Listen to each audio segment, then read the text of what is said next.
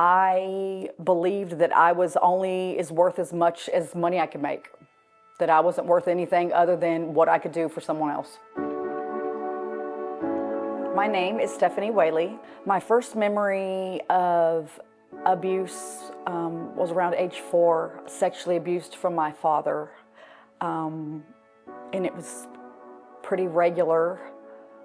In my early abuse, my father used to give us gifts and money to keep quiet and threaten us and to say we were going to get taken away from my mother if we ever said anything. We were so extremely poor, so if we got any type of gift, it was like over the moon. So it was like exciting for the fact that like we knew if we did certain things that we were going to get nice toys. The first time I exchanged sex for money, I was 14 years old.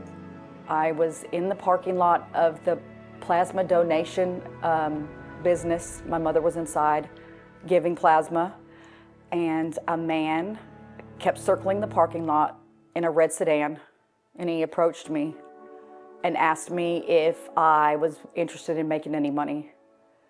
And I asked him how, and he said that he promised he wouldn't hurt me, just to take a little ride. And I took the chance, and I got in his car, and we went behind the building, and it was the first time I made $100. I was excited that I got to contribute because we were so poor. By this time, my mom had left my dad, and it was just me and her, and we were extremely poor still, so I felt like I could contribute. I feel like it wasn't that big of a difference because of the fact that I grew up doing basically the same thing.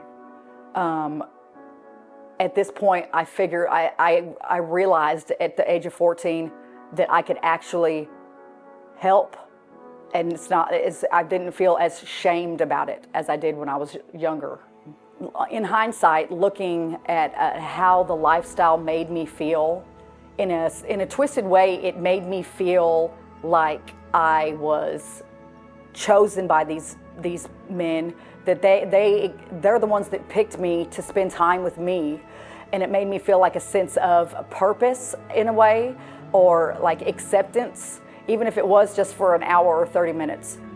I was busted in a prostitution sting at the Spring Hill Suites in Bossier City, Louisiana. I also had drugs on me, so I was prostitution and a drug charge.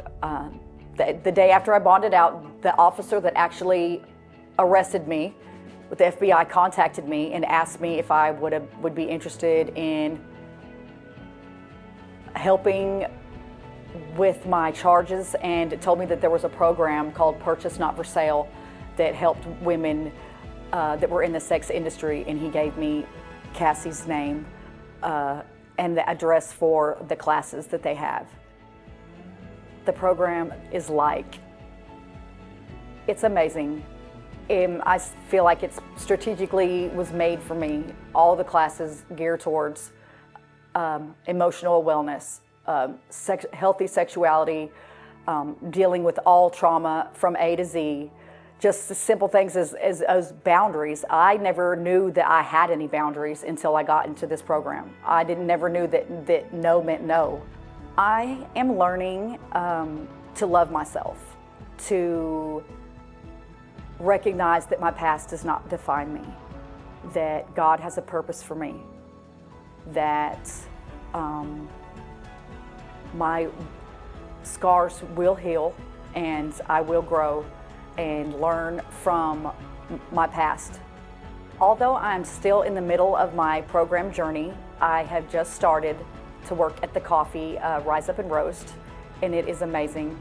The teamwork, it's just the grinding of the beans, packaging it for the customers. We actually go to deliveries and deliver the coffee to the people that order it. So we get to meet the faces of the people that are buying the product, and it's cool. It's neat to see the people that support the program. I have to give all of my gratitude to the Purchase program. The staff has really become my family. They literally saved my life, all of them. I'm going to continue the relationship prior to my graduation. These ladies are amazing.